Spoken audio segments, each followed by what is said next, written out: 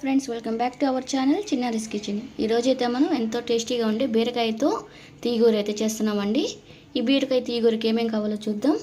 నేనైతే అరకిలో బీరకాయలు తీసుకున్నాను, 2 టమాటాలు, 2 పచ్చిమిరపకాయలు, 2 మీడియం సైజ్ ఎర్రగడ్డలు, కొంచెం కరివేపాకు, ధనియాల పొడి, తెల్లగడ్డలు, పసుపు, సరిపడినంత ఉప్పు, కారం, గరం మసాలా, సరిపడినంత ఆయిల్ అండి.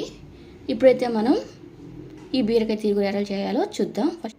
ఫస్ట్ ఈ బీరకాయకి తొక్క తీసేసి చిన్న చిన్న ముక్కలుగా కట్ చేసి పెట్టుకోవాలి. తర్వాత టమాటాలు, పచ్చిమిరపకాయలు, ఎర్రగడ్డలని చిన్న ముక్కలుగా కట్ చేసి పెట్టుకోవాలి. తర్వాత చూద్దాం. ఇప్పుడైతే బీరకాయ చిన్న ముక్కలుగా కట్ చేసుకోవాలి. టమాటాలు, ఎర్రగడ్డలు కూడా పచ్చిమిరపకాయలు చిన్న ముక్కలుగా కట్ చేసుకొని అదేవిధంగా స్టవ్ ఆన్ చేసి ప్యాన్ పెట్టుకొని ఆయిల్ అయితే వేసుకోవాలండి. ఆయిల్ కొంచెం హీట్ అవ్వాలి. ఇప్పుడు ఆవాలు వేయాలి. ఆవాలు కొంచెం చిటపటలాడాక ఎర్రగడ్డలు అయితే వేసుకుందాం. ఈ ఎర్రగడ్డలు అయితే కొంచెం సాఫ్ట్గా అవ్వాలండి. అప్పుడు దాకా వీటిని చిన్నగా ఈ విధంగా తిప్పుకుంటూ ఉండాలి. ఈ ఎర్రగడ్డలు ఎర్రగా అవ్వాల్సిన అవసరం ఏం లేదు. ఈ విధంగా అయితే తిప్పుకోవాలి. ఇప్పుడైతే చూడండి ఎర్రగడ్డలు సాఫ్ట్గా అయ్యాయి. ఇప్పుడు పచ్చిమిరపకాయలు, కరివేపాకు వేసుకొని అయితే ఒకసారి తిప్పేసుకుందాం. ఈ టైంలో పచ్చిమిరపకాయలు, ఎర్రగడ్డ కొంచెం సాఫ్ట్ అవ్వాలండి. ఇవి 2 సాఫ్ట్ వచ్చేంత వరకు సిమ్లో పెట్టుకొని ఈ విధంగా అయితే ఫ్రై చేసుకోవాలి. ఇప్పుడైతే చూడండి ఎర్రగడ్డ, పచ్చిమిరపకాయ సాఫ్ట్ అయిపోయిందండి. ఇప్పుడు మనం తీసుకున్న బీరకాయని అయితే దీంట్లో యాడ్ చేసుకుందాం. ఈ బీరకాయని అయితే ఈ విధంగా చిన్నగా యాడ్ చేసుకోవాలండి. యాడ్ చేసిన బీరకాయని అయితే మొత్తం ఈ విధంగా కలిపేసుకోవాలి. ఈ నూనెలో ఈ బీరకాయ బాగా మగ్గాలండి.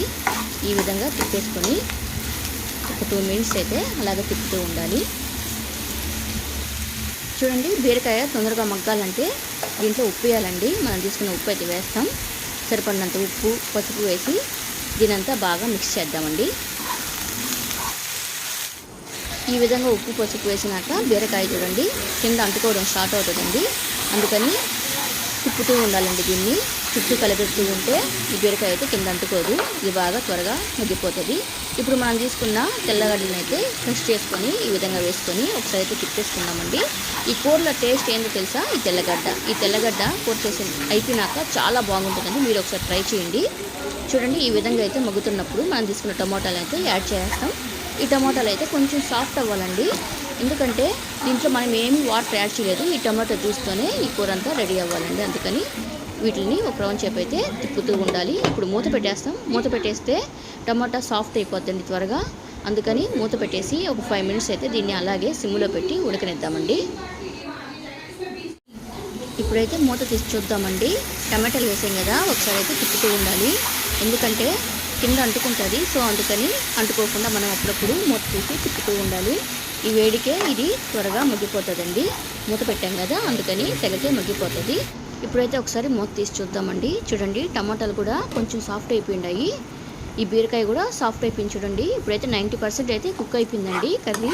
చూడండి ఈ విధంగా అయితే కింద అంటుకోకుండా ఒకసారి అయితే మళ్ళీ కలిపెట్టేసుకుంటాం. చూడండి బీరకాయ సాఫ్ట్ అయిపోయింది. ఇప్పుడు మనం తీసుకున్న కారపొడి అయితే యాడ్ చేద్దాం. ధనియాల పొడి, అదేవిధంగా గరం మసాలా పొడిని కూడా యాడ్ చేసి ఇదంతా బాగా తిప్పేసుకోవాలండి. ఈ విధంగా అయితే మొత్తం తిప్పేసుకొని ఒకసారి అయితే మూత పెట్టేస్తామండి. ఈ మూత పెట్టేసి దీన్ని అయితే ఒక 5 మినిట్స్ సిమ్లో అలాగే ఉడకనిద్దాం. ఆల్మోస్ట్ అది మొత్తం కుక్ అయిపోయింది. ఇప్పుడు వేసిన కారపొడి, ధనియాల పొడి, గరం మసాలా మాత్రమే కుక్ అవ్వాలి. సో ఒక 5 మినిట్స్ అయితే దీన్ని వదిలేస్తాం. తర్వాత స్టవ్ ఆఫ్ చేద్దామండి. చూడండి 5 మినిట్స్ తర్వాత చూద్దాం. మూత తీసాను చూడండి, మొత్తం కుక్ అయిపోయిందండి బాగా. చూడండి ఎంతో సాఫ్ట్గా ఉంది. కర్రీ అయితే మంచి స్మెల్ వస్తుందండి. ఇప్పుడైతే మనము కొత్తిమీర తీసుకొని కొంచెం గార్నిష్ చేసుకుంటామండి.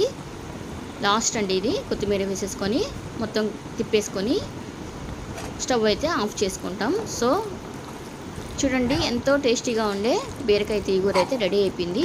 ఈ బీరకాయ